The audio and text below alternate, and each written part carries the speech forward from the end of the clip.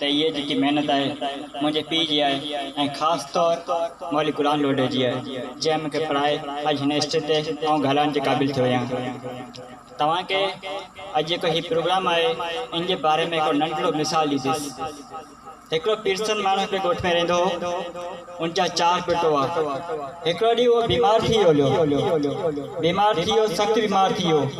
एतिरो थी वियो आख़िर उन जी हालत सफ़ा ख़राब थी वई हली। त उन हिकु ॾींहुं पंहिंजे 4 पुटनि खे घुराए ऐं चयाईं पुट वञो काठी जा टुकड़ा खणी अचो कुझु।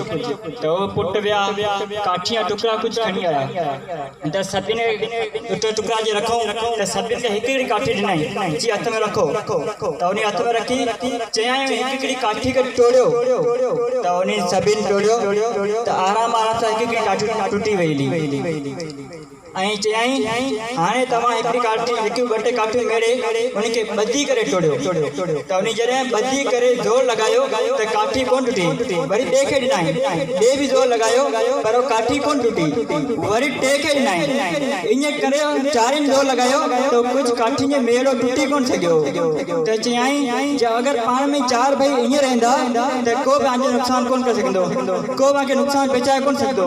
इन जे करे पंहिंजे लोडा क़ौम पूरे एहतियात करे मज़बूत थी पाकिस्तान में हलंदासीं त इंशाअल्लाह पाण खे केरु नुक़सानु कोन पहुचाए सघंदो। ऐं दीवान स्कूल में पढ़ंदो आहियां। मुंहिंजा दोस्त काफ़ी सारा हुते ऐं उते शर्माईंदुसि शुजात ॿुधाइण खां शर्माईंदुसि। उते सॼा कोन पाण लोडनि खे सुञाणंदो ई कोन पर हाणे बिल्कुलु ख़बर पई आहे अलाए शुक्र आहिनि त पंहिंजे लोडे क़ौम पूरे पाकिस्तान में रही थी। पहिरियां उनखे शर्माईंदो राति कोन ॿुधाईंदो पर हाणे फ़िक्र सां ॿुधाईंदो आहियां त अल्हम्दुलिल्लाह असां लोडा आहियूं। शुक्रिया। And subscribe my channel and click on bell icon. Thank you so much.